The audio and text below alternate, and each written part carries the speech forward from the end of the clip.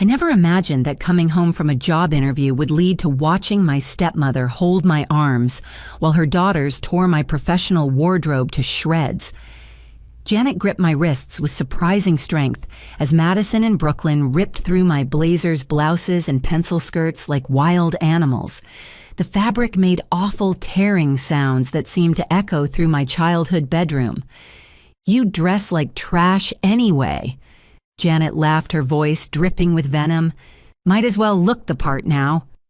I stayed completely silent, letting them destroy everything, while my mind raced to the sealed envelope from my father's lawyer, sitting in my dresser drawer.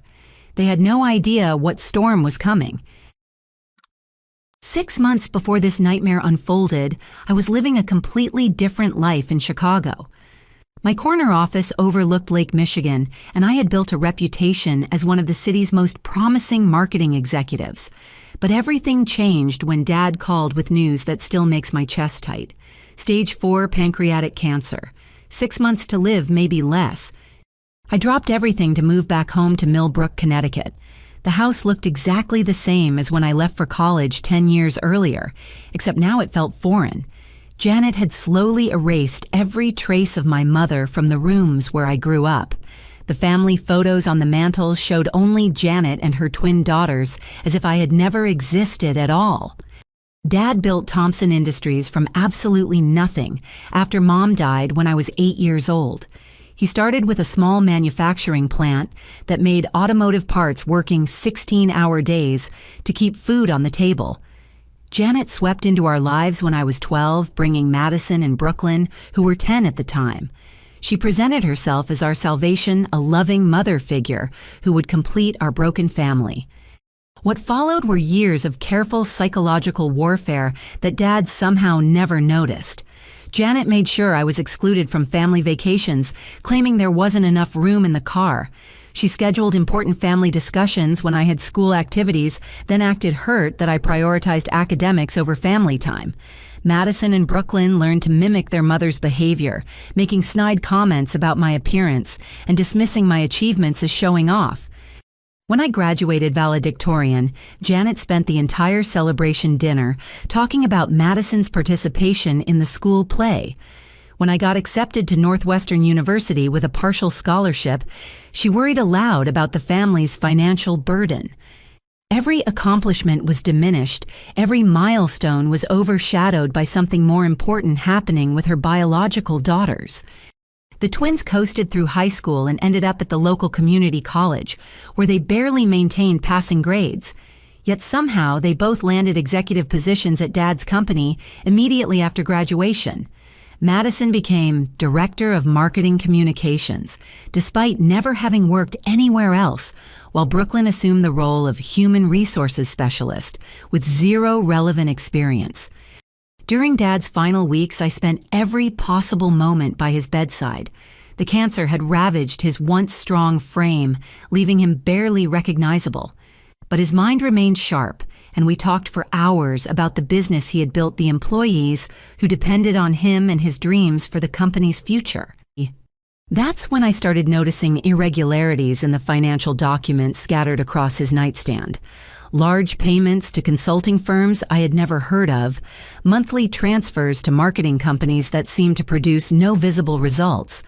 When I mentioned these discrepancies to Janet, she quickly gathered all the paperwork and assured me she was handling the business side of things now.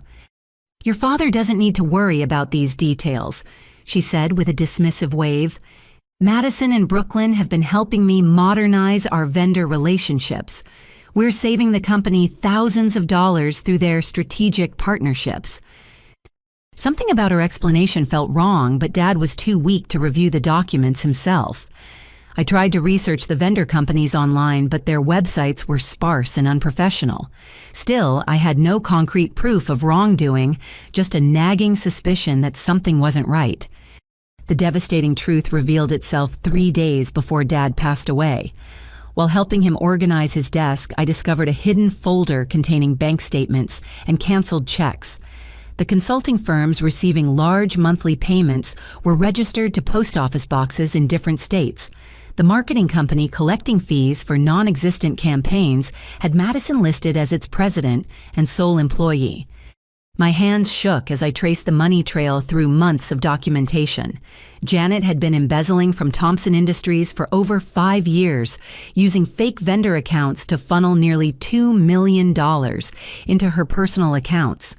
Madison operated a fictitious marketing consultancy that charged the company for services never provided, while Brooklyn ran a bogus human resources consulting firm that collected monthly retainers for imaginary expertise. They had been systematically stealing from the business Dad spent his lifetime building, all while he lay dying in the bedroom upstairs. The betrayal cut deeper than any physical wound, knowing that the people he trusted most had been robbing him blind during his most vulnerable moments. After Dad's funeral, I stayed in Millbrook to settle his affairs and figure out my next steps. My Chicago apartment lease had expired, and I had already resigned from my position to care for him.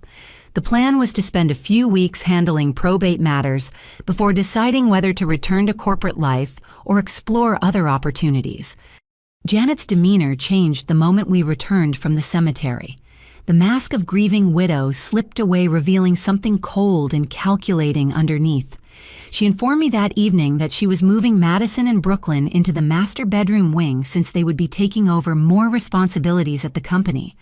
I was relegated to my childhood bedroom with its twin bed and faded wallpaper.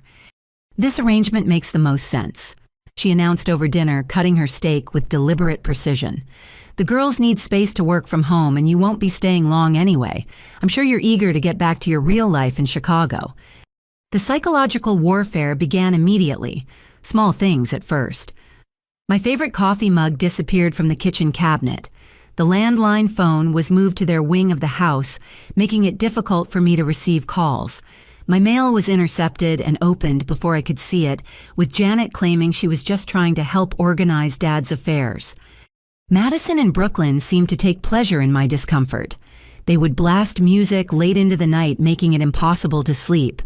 They monopolized the main bathroom during the morning hours when I needed to get ready for meetings with attorneys and accountants. When I asked politely for consideration, they acted shocked that I would make demands in their mother's house. The cruelest blow came 2 weeks after the funeral, when I discovered Janet had been poisoning Dad's final impressions of me. She had convinced him during his weakest moments that I only returned home because I expected a large inheritance, not out of love for him. She showed me a handwritten letter in Dad's shaky script, expressing disappointment in his selfish daughter who abandoned the family for career advancement and only came back when money was involved. Reading those words felt like being stabbed repeatedly in the chest. Every late night I spent holding his hand, every conversation about his dreams and fears, every moment of genuine connection had been reframed as manipulation in his dying mind. Janet had stolen not just money from the company, but also the peace and love that should have characterized our final months together. "He was so hurt by your absence over the years," Janet said with false sympathy. "He kept hoping you would choose family over ambition, but you always picked work instead. At least now he knows where your priorities truly were." The twins escalated their campaign of harassment with increasingly bold moves. Madison accidentally knocked over my laptop while I was working on updating my resume, sending it crashing to the hardwood floor. The screen shattered completely, destroying months of work on my professional portfolio and personal projects. "Oops," she said with a smirk. "I guess you should have been more careful about where you left your things. Maybe you can get it fixed with all that money you're expecting from the inheritance." Brooklyn's approach was more subtle but equally destructive. She scheduled fake job interviews for me by calling companies and pretending to be a headhunter. I would drive an hour to Hartford or New Haven, only to discover that no interview had ever been arranged. The receptionist looked at me with confusion and pity as I tried to explain the misunderstanding. "I have no idea who would have called you," one HR director told me. "We haven't had any marketing positions open for months. Are you sure you have the right company?" The humiliation was excruciating, especially when Brooklyn would ask innocently about my interview that evening, then laugh when I explained what had happened. "That's so weird," she would say with mock concern. "Maybe someone is playing pranks on you. You should probably be more careful about who you give your information to."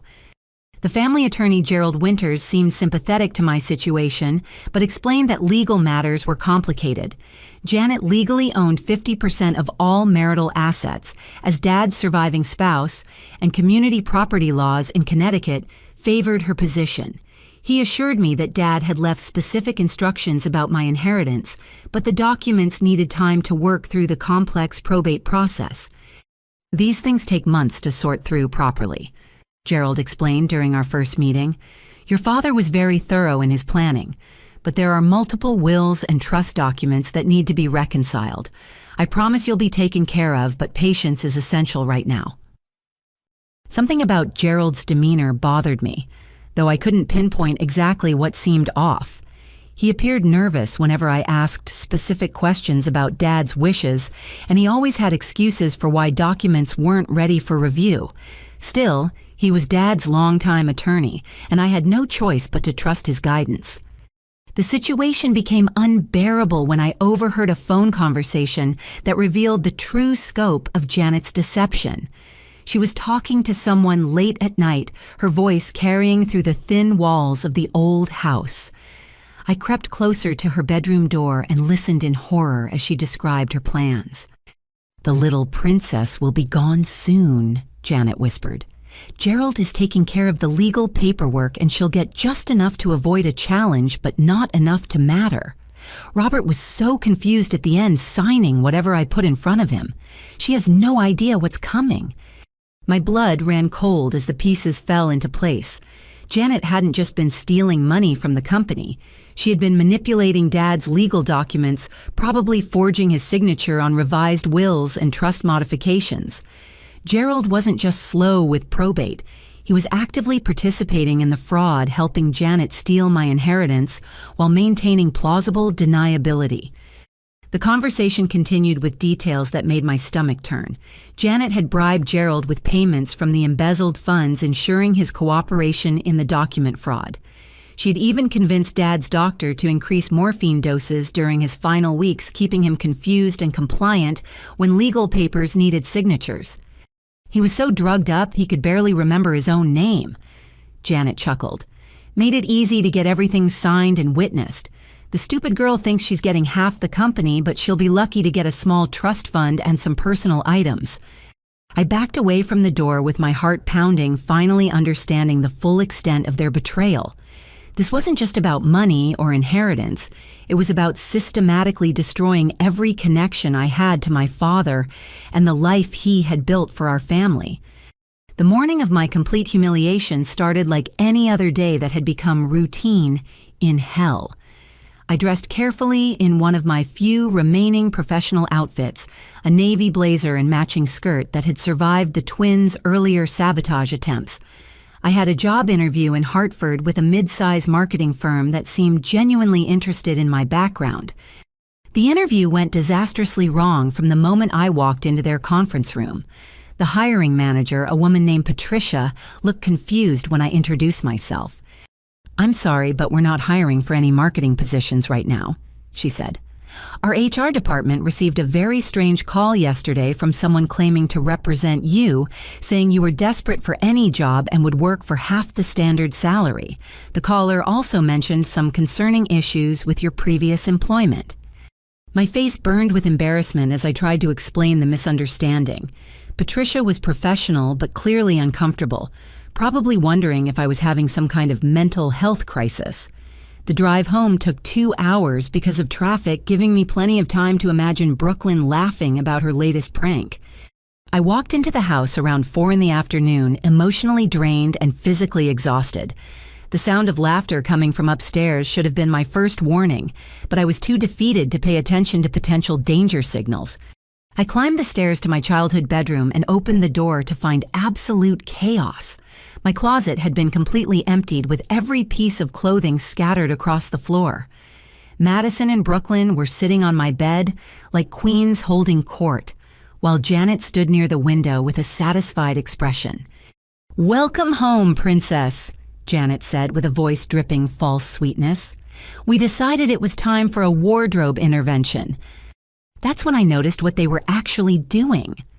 Madison held a pair of sharp scissors methodically cutting the sleeves off my favorite blazer. Brooklyn was tearing apart a silk blouse I had bought for my first corporate presentation, ripping it into long strips like confetti. "Stop," I said, though my voice came out as barely more than a whisper.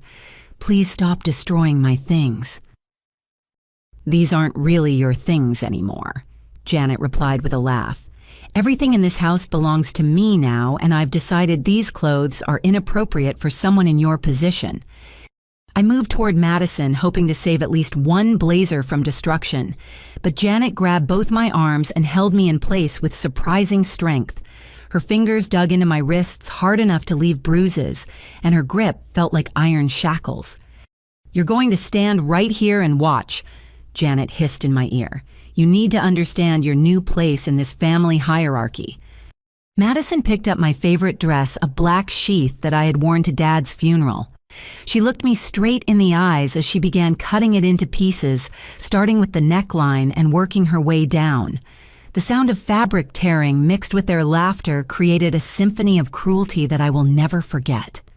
Brooklyn focused her attention on my professional shoes, using a box cutter to slash the leather uppers beyond any hope of repair.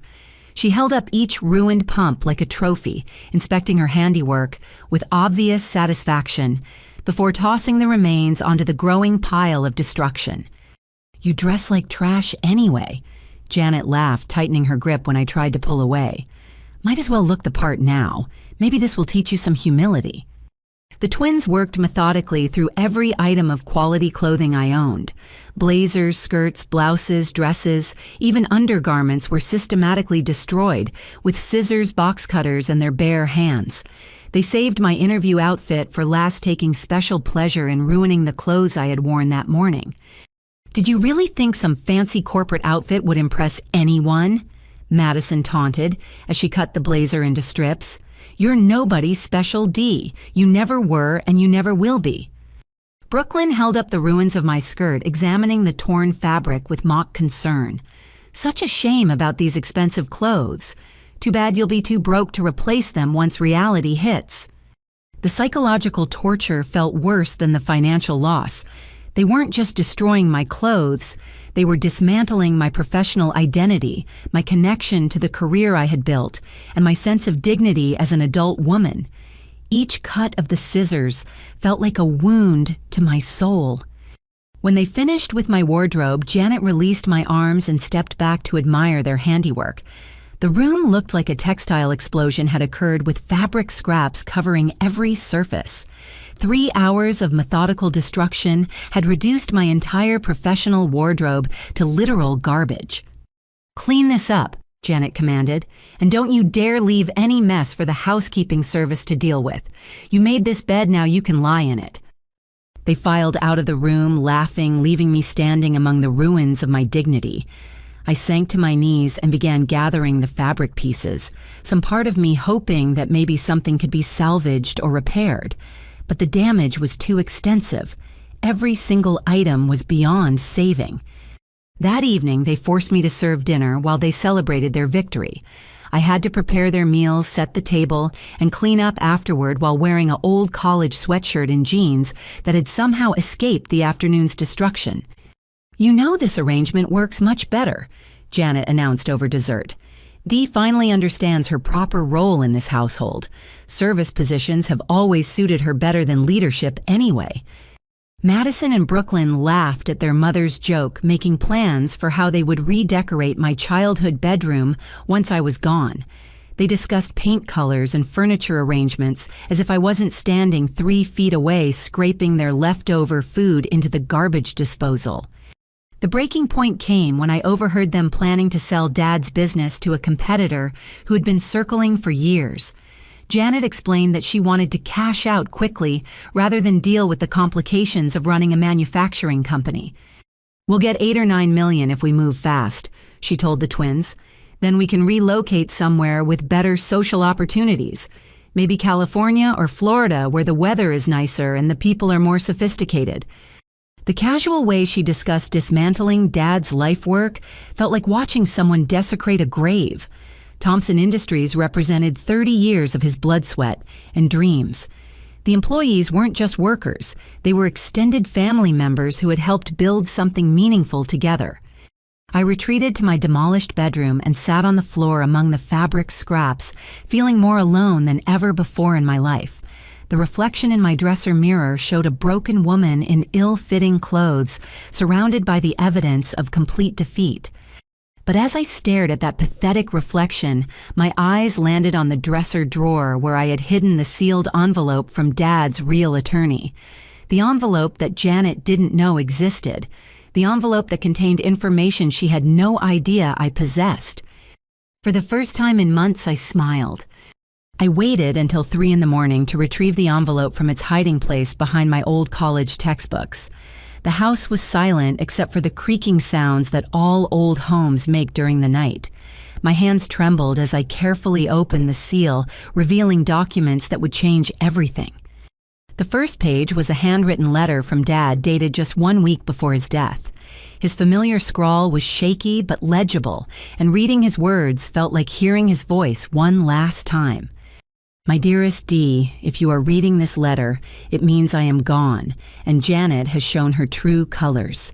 I pray I am wrong about her intentions, but I have discovered things that break my heart. I want you to know that every moment you spent caring for me these past months meant everything to me. Your love gave me peace during my darkest hours. Tears blurred my vision as I continued reading. Dad explained that he had been fully aware of Janet's embezzlement for months before his death. The confusion and weakness from medication had been partially genuine, but he had been much more lucid than anyone realized. I hired private investigators to document the theft. His letter continued. I also had recording devices installed throughout the house to capture evidence of their conversations. Patricia Coleman is my real attorney, not Gerald Winters. Gerald has been bribed by Janet to help steal your inheritance, but Patricia has been secretly working to protect everything we built together. The next document made my heart stop completely. It was the real will properly executed and witnessed, leaving me 85% ownership of Thompson Industries. Janet would inherit the house and personal property, but she had no legal claim to the business at all. A detailed financial analysis showed that the company was worth almost $12 million, not the $4 million that Janet believed.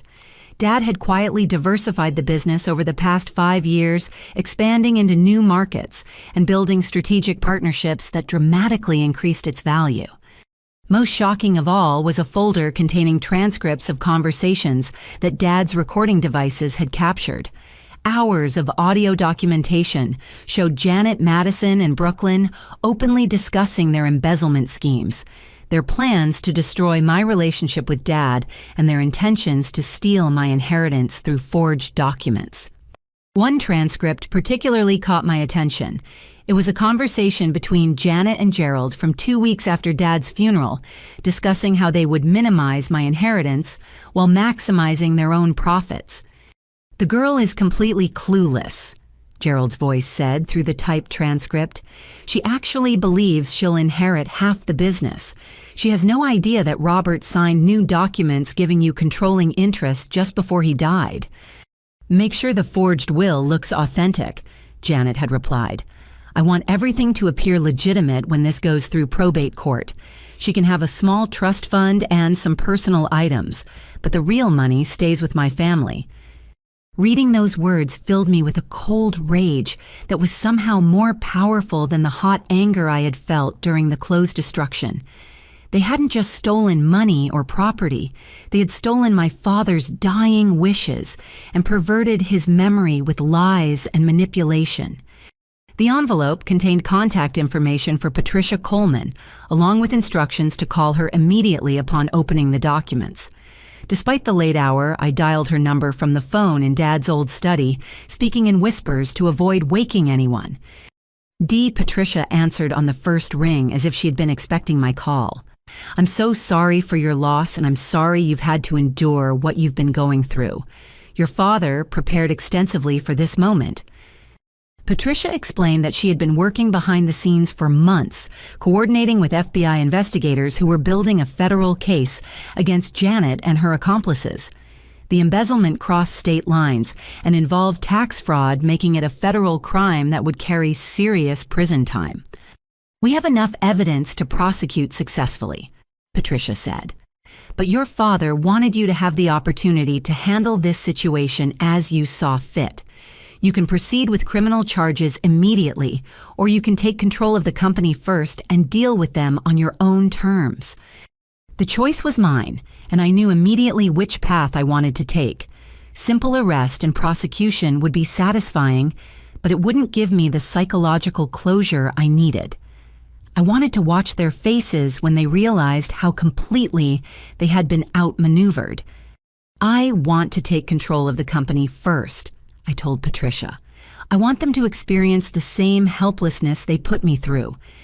Over the next 2 weeks, I secretly prepared for corporate warfare while maintaining the facade of a defeated victim. I met with Patricia at her office, coordinating every detail of the takeover.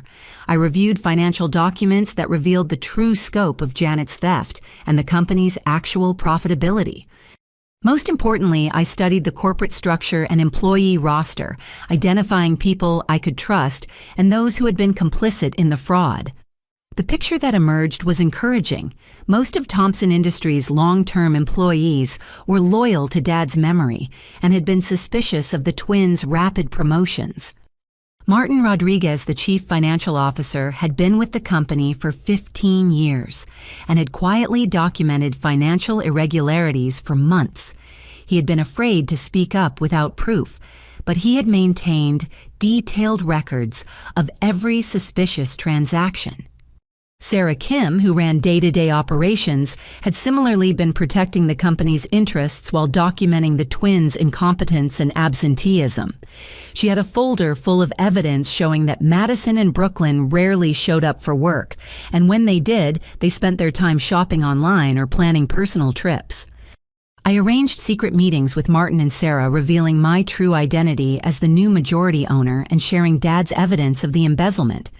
Their relief was palpable, and their eagerness to help me clean house was immediately obvious. "We've been waiting for this day," Martin told me with obvious emotion. "Your father built something special here, and watching these people destroy it has been heartbreaking. The real employees are ready to follow your leadership." Sarah provided additional documentation that would be crucial for the terminations I was planning. Madison and Brooklyn had violated virtually every company policy, from attendance requirements to professional conduct standards. They had also made discriminatory comments about other employees and had used company resources for personal expenses. "They've given us everything we need to fire them for cause," Sarah explained. "No severance packages, no transition periods, just immediate termination and escort out of the building." The most satisfying discovery was that every employee in the company knew about the embezzlement. The fake consulting companies had been obvious frauds to anyone paying attention, and the twins' fake work product had been a running joke among the staff. Madison would submit marketing reports that were obviously copy-pasted from internet articles, one employee told me. Brooklyn would send out HR memos full of spelling errors and completely wrong legal information. We've been covering for them and doing their actual work while they collected huge paychecks. By the end of my second week of preparation, I had everything in place. FBI agents were standing by to execute arrest warrants. Patricia had all the legal documentation ready to transfer company control immediately. Most importantly, I had a detailed plan for the most satisfying morning of my entire life. The night before my corporate takeover, I lay in my childhood bed surrounded by fabric scraps that I had deliberately left scattered around the room.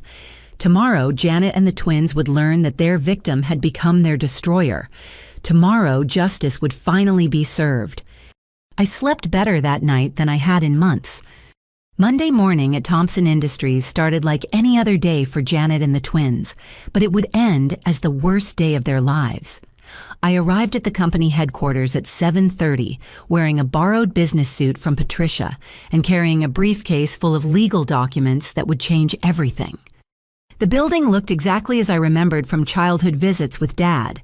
red brick exterior with large windows that let natural light flood the manufacturing floors, a modest lobby with employee recognition plaques covering one wall, the smell of machinery, oil, and industrial processes that had always meant home and security to me.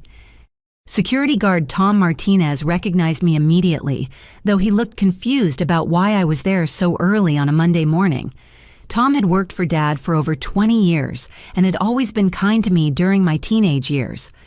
"Miss D," Tom said with surprise, "I didn't know you were visiting today. Are you here to see your stepmom?" "Actually, Tom, I'm here to see everyone," I replied with a smile. "Could you please call Martin Rodriguez and Sarah Kim? Tell them the new owner wants to meet with them immediately in the conference room." Tom's eyebrows shot up, but he made the calls without question. Within 10 minutes, Martin and Sarah joined me in the main conference room, both looking nervous about this unexpected early morning meeting. "Good morning," I said, placing my briefcase on the polished wooden table that Dad had bought when the company first became profitable. "I'm officially taking control of Thompson Industries as of right now. Are you both ready to help me clean house?"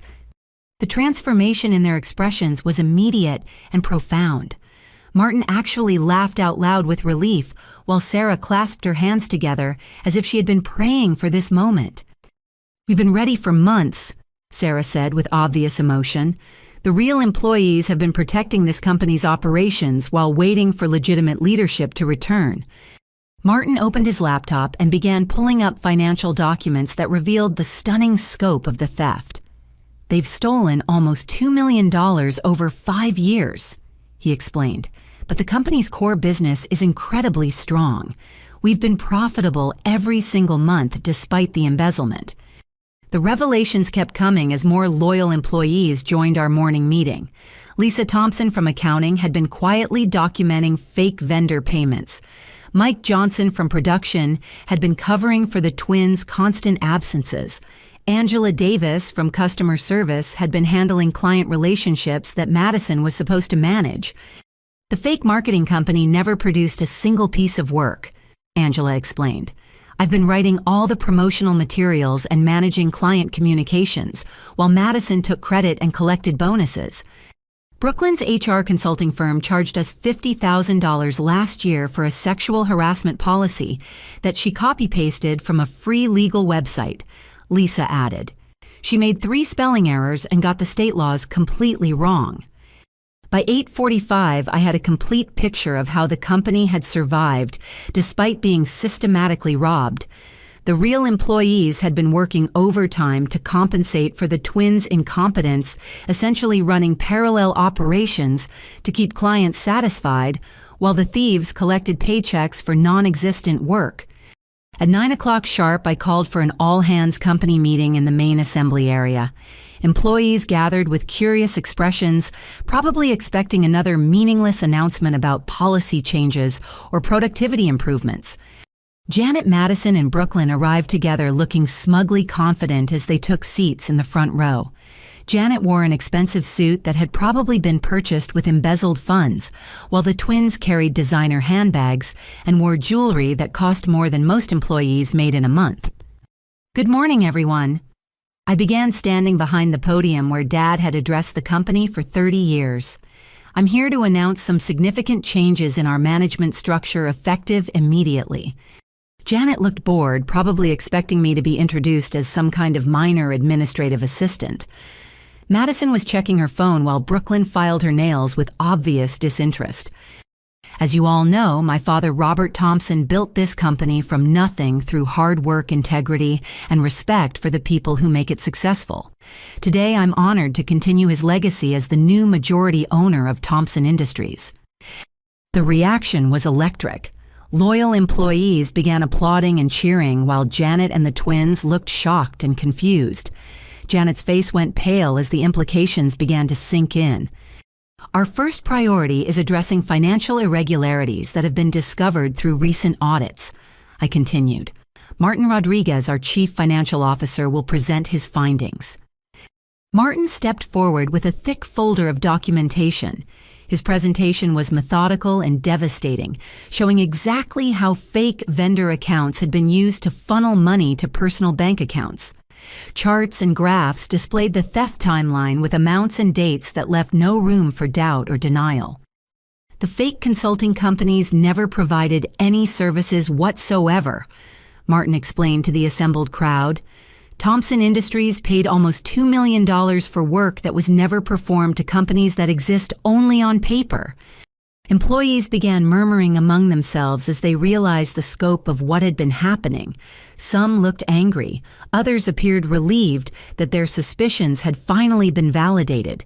Everyone kept glancing at Janet and the twins, who sat frozen in their front row seats like deer caught in headlights.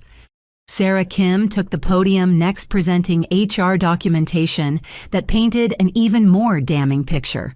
Attendance records showed that Madison and Brooklyn rarely worked more than 10 hours per week, despite collecting full-time executive salaries. Performance evaluations revealed that they had never completed a single project successfully.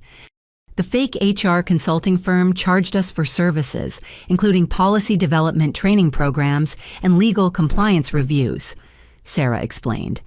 None of this work was ever performed. Brooklyn would submit invoices for 40 hours of consulting work during weeks when she never set foot in the office. The most damaging revelation came when Angela Davis presented client communication records. She had been doing all of Madison's supposed marketing work while Madison collected credit and bonuses for achievements she'd never earned. Madison was promoted to Director of Marketing Communications based on campaign successes that she had nothing to do with, Angela told the crowd. She would show up for client presentations to take credit, then disappear for weeks while I handled all the actual work. By this point, Janet had recovered enough to attempt damage control. She stood up and tried to interrupt the presentation, claiming that there had been some kind of misunderstanding about family business arrangements. "This is completely inappropriate," Janet announced loudly. "These are private family matters that shouldn't be discussed in front of employees. Dee is obviously confused about legal ownership issues." I smiled and nodded to Patricia Coleman, who had been waiting in the back of the room with a briefcase full of legal documents. She walked forward and handed Janet an official court order, establishing my ownership of the company. "Mrs. Thompson," Patricia said formally, "this court order confirms that Dee Thompson is the legitimate majority owner of Thompson Industries, inheriting her ownership from her father's properly executed will. You have no legal authority in this company." The color drained from Janet's face as she read the court documents. Madison and Brooklyn looked between each other with growing panic, finally understanding that their comfortable world was about to collapse completely. The psychological satisfaction was overwhelming as I watched their confidence crumble. For months, they had treated me like a powerless victim who existed only for their amusement.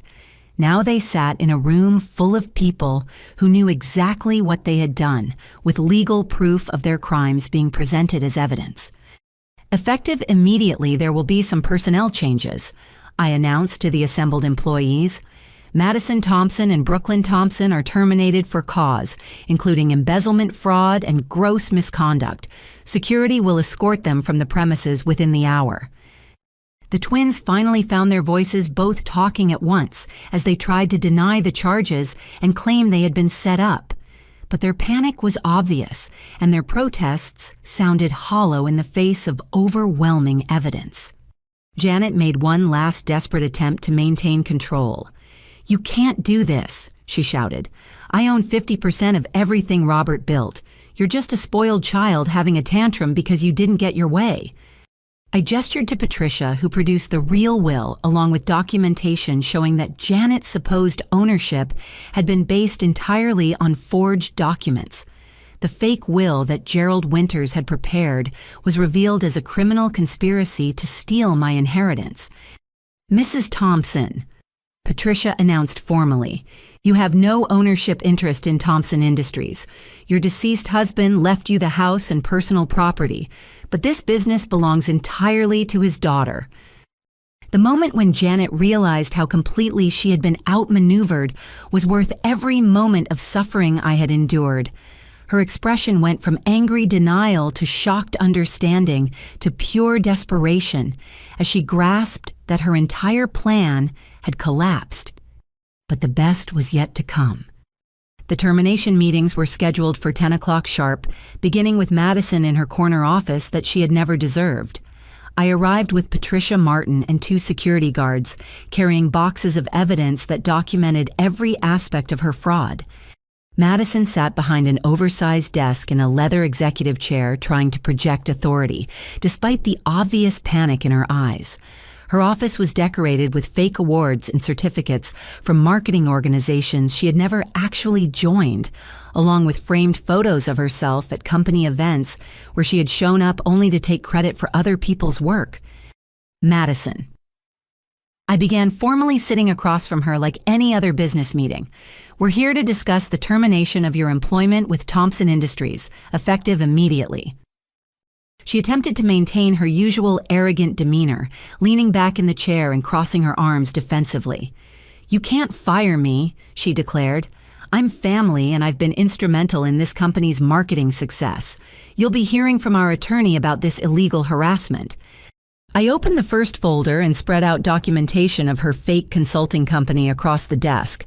Bank records showed exactly how much money had been stolen, and when, while corporate records revealed that no work had ever been performed in exchange for the payments.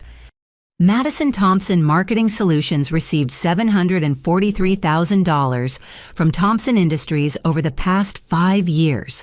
I explained calmly. "Can you show me any work product that justifies these payments?" Her confidence began to crumble as she stared at the evidence. She tried to claim that her work was strategic and behind the scenes difficult to document in traditional ways. But when I presented client testimonials crediting Angela Davis with all the supposed achievements on Madison's resume, her lies became impossible to maintain. "This is all just a misunderstanding," Madison said, her voice becoming shaky. "Mom handles all the business arrangements. I just do what she tells me to do." The second folder contained recordings and transcripts from Dad's hidden devices, including conversations where Madison openly bragged about stealing from the company. Her own voice, captured on audio, described the fake consulting firm as free money from the old man's business. "Would you like to hear your own voice explaining how easy it was to forge invoices?" I asked, placing a small digital recorder on the desk. "Or should we skip ahead to the part where you and Brooklyn laughed about Dad being too drugged up to notice the theft?" Madison's face went completely white as she realized the scope of evidence against her. She tried to stand up and leave, but the security guards blocked her path to the door. There was no escape from this confrontation, no way to avoid facing the consequences of her actions. The final revelation was the most devastating. I presented her employment record showing that she had missed over 60% of scheduled workdays while collecting a full-time executive salary. Time-stamped security footage showed her arriving late, leaving early, and spending entire days shopping online instead of working. Madison Thompson. I said formally, "You are terminated for cause, including embezzlement, fraud, gross misconduct, and violation of employment policies. Security will escort you from the building immediately, and you will not be permitted to return." Her composure finally broke completely. She began crying and begging, claiming that everything had been Janet's idea and that she had just followed instructions. But her tears felt like justice rather than sympathy, especially when I remembered her laughing while destroying my clothes. "Please don't do this," she sobbed. "I'll pay back the money somehow. I'll work for free to make up for the mistakes. This will ruin my life." "Your life," I replied quietly. "You spent 5 years ruining my father's company while he trusted you completely. You destroyed my clothes while laughing at my pain. You stole money that belonged to hard-working employees who earned their paychecks honestly. Your life was never my responsibility." Security escorted Madison from her office while she continued to plead and make promises she had no intention of keeping. Watching her box of personal items being carried away felt like watching justice finally arrive after months of delayed gratification. Brooklyn's termination in the Human Resources Office was even more satisfying. As the supposed head of HR, she had violated virtually every employment law while collecting fees for non-existent consulting services. Her office was filled with legal reference books she had never opened and policy manuals she had never read. "Brooklyn," I began. "Your employment with Thompson Industries is terminated effective immediately for embezzlement, fraud, and gross violation of professional responsibilities."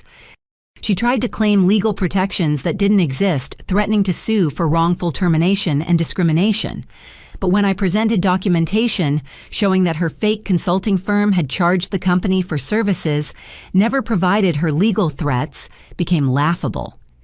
Brooklyn Thompson HR Solutions billed Thompson Industries for $43,000 in sexual harassment training that was never conducted.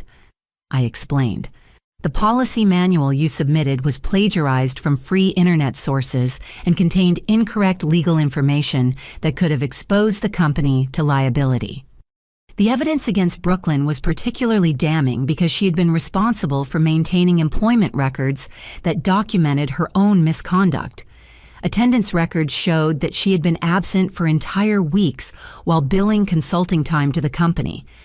Most embarrassing were the recordings of her making discriminatory comments about employees and bragging about how easy it was to manipulate company policies for personal benefit. Her own voice, captured on Dad's hidden recording devices, described older employees as dead weight and women with families as liability risks. "You have 30 minutes to gather personal belongings," I told her as security guards waited by the door. "Company property, including the laptop and phone you've been using for personal business, remains here." Brooklyn's reaction was pure fury rather than tears. She screamed about family loyalty and threatened to destroy me through legal action and public humiliation.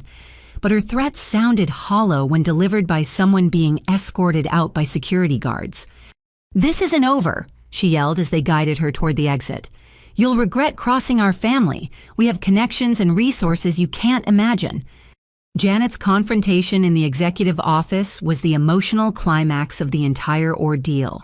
She sat in Dad's chair behind his desk, trying to project authority in the office, where he had spent 30 years building something meaningful. The irony was perfect. She was about to be destroyed in the very room where she had planned my destruction. "Janet," I said, taking the seat across from the desk where I had sat as a child watching Dad work late into the evening, "your employment with Thompson Industries is terminated immediately. You will also be facing federal charges for embezzlement, fraud, and conspiracy." She tried to maintain her mask of innocent confusion, claiming that she had only been trying to help the company modernize its business practices. But when Patricia placed recording transcripts on the desk, Janet's pretense finally collapsed completely. "Would you like to read your own words about bribing Gerald Winters to forge legal documents?" I asked. "Or should we start with the part where you admitted to increasing Dad's morphine doses to keep him confused during document signings?" The moment when Janet realized that Dad had been recording their conversations was devastating to watch. Her face went through a series of expressions as she understood that every cruel word, every admission of guilt, every plan to destroy my inheritance had been captured on audio. Robert was supposed to die without knowing what we were doing. She whispered more to herself than to me. He was supposed to be too drugged to understand what was happening. "Dad knew everything," I replied. "He spent his final months documenting your crimes and protecting the company from your theft. You didn't just steal money, Janet. You stole his peace of mind during his dying days." The psychological satisfaction reached its peak when Janet finally dropped her mask completely.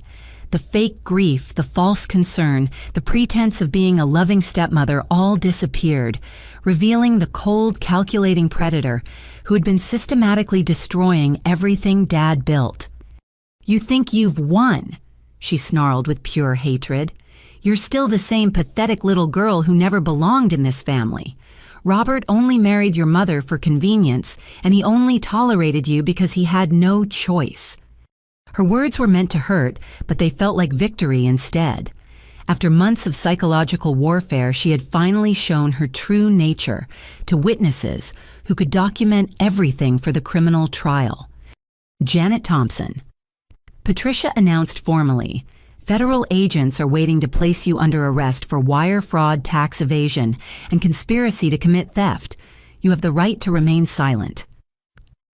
The FBI agents entered the office as if on cue, with handcuffs and arrest warrants for all three conspirators.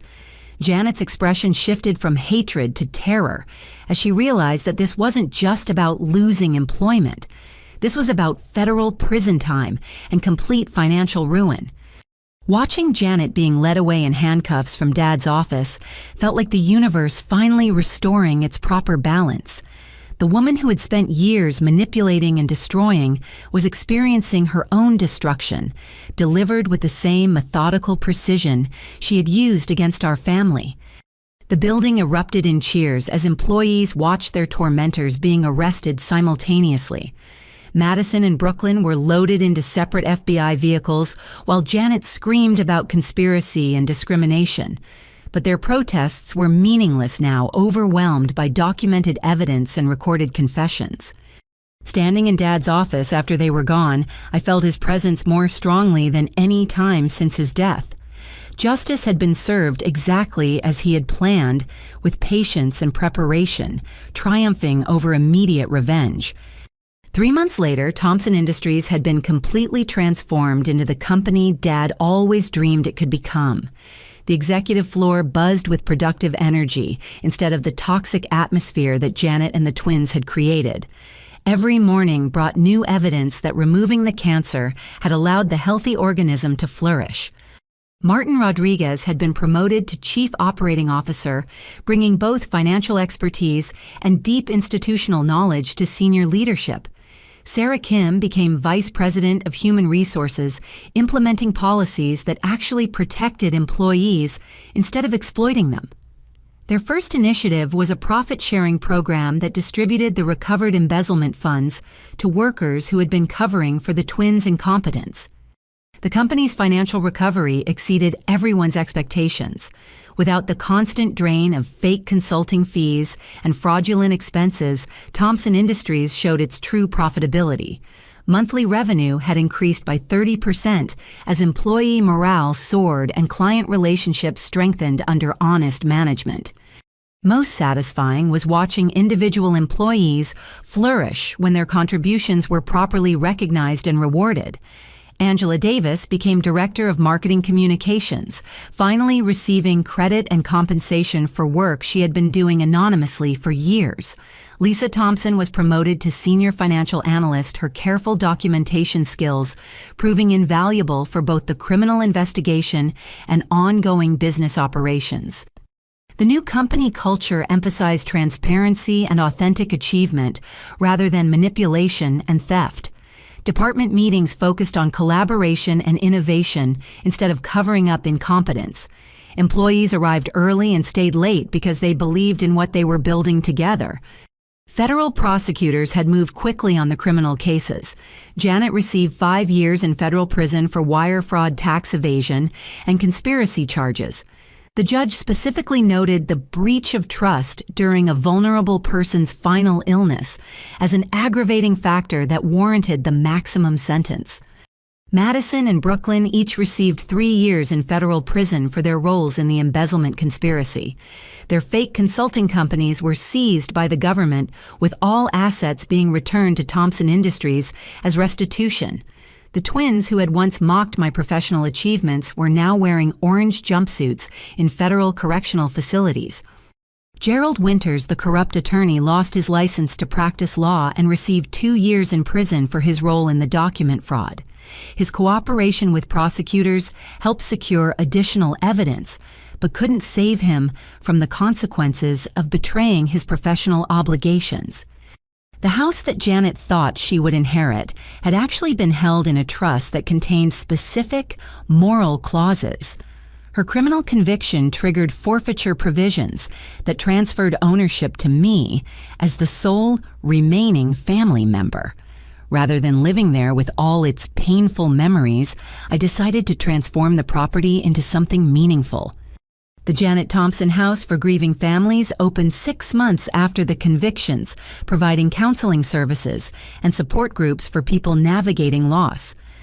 The master bedroom where Janet had planned my destruction became a peaceful library where families could find comfort and resources during difficult times. Converting that space from a place of manipulation into a center of healing felt like the perfect conclusion to this chapter of my life. Every person who found comfort there represented a victory over the darkness that Janet had tried to spread through our family. The business community had responded enthusiastically to Thompson Industries' transformation. Client contracts that had been in jeopardy under the previous management were renewed with improved terms. New partnerships developed as word spread about our commitment to honest business practices and employee welfare. Industry recognition followed quickly. Thompson Industries received the Connecticut Manufacturers Association's Excellence in Ethics Award, specifically citing our commitment to transparency and employee empowerment. The award ceremony took place in the same hotel ballroom where Janet had once boasted about her plans to sell Dad's company to competitors. Most importantly, the company's employees had become a genuine family, united by shared values rather than fear and manipulation. Monthly all-hands meetings featured celebrations of individual achievements and collective milestones. The atmosphere Dad had always wanted finally existed, built on respect and authentic caring, rather than hierarchy and intimidation. I kept Dad's portrait hanging behind the desk in what was now my office, but I had moved his chair to face the window overlooking the manufacturing floor.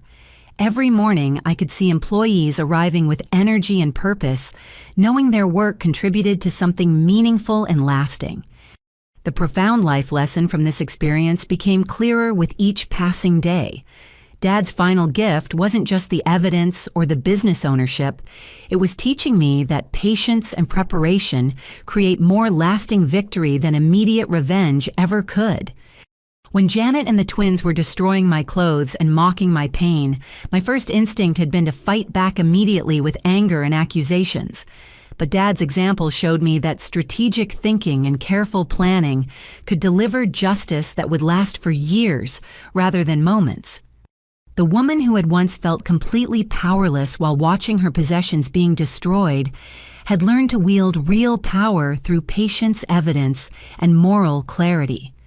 Every day brought fresh confirmation that choosing construction over destruction had been the right path. Thompson Industries now employed 47 people who earned honest wages through meaningful work. The profit-sharing program had allowed several families to buy their first homes or send children to college. The company's charitable foundation supported local schools and community organizations throughout Connecticut. During our first annual company picnic, I stood watching employees and their families enjoying games and conversations in the park, where Dad used to take me as a child. The contrast with the toxic atmosphere I had inherited was so dramatic, it felt like witnessing a resurrection. Martin approached me as the afternoon wound down, carrying his infant daughter, while his wife gathered their picnic supplies. "Your father would be so proud of what you've built here," he said with obvious emotion. "This is exactly the kind of workplace he always talked about creating." Sarah joined us with her twin boys, both wearing Thompson Industries t-shirts with paint stains from the face painting station. "The employees want you to know how grateful we are," she said. "You didn't just save our jobs, you gave us a place where we can actually be proud to work." Standing there surrounded by genuine smiles and authentic relationships, I finally understood the full scope of what Dad had protected through his careful planning. This wasn't just about money or business ownership. It was about preserving dignity, creating opportunity, and building something that would outlast any individual person's life. That evening, I returned to the office to review quarterly reports and prepare for the next week's meetings. The building was quiet except for the security guard making his evening rounds, but it felt alive with potential and possibility. I sat in Dad's chair and looked out at the manufacturing floor where tomorrow's work would begin early. The equipment hummed quietly in standby mode, ready to produce products that would serve customers and support families throughout the region.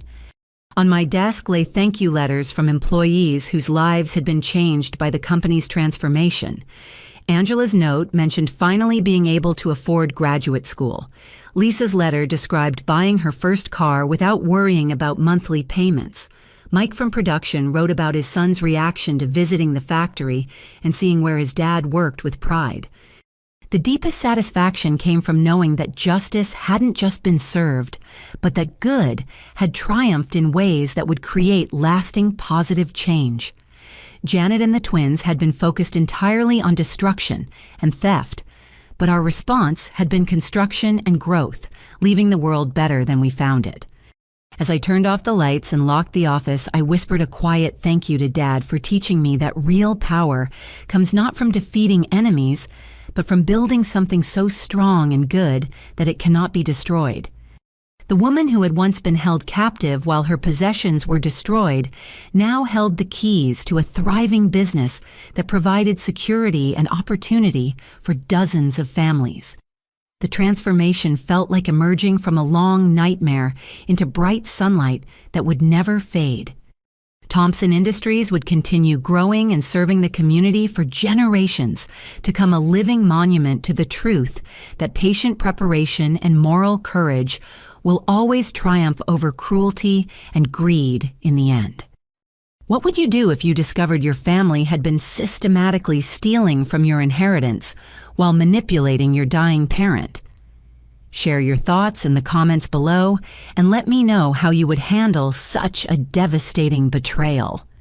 If this story resonated with you, please give it a thumbs up to help others find it. Subscribe to our channel for more inspiring stories about overcoming family injustice, and share this video with anyone who needs to know that patient planning can triumph over immediate cruelty. Thank you for joining me on this journey of transformation and justice. May you always have the strength to choose construction over destruction, even in your darkest moments.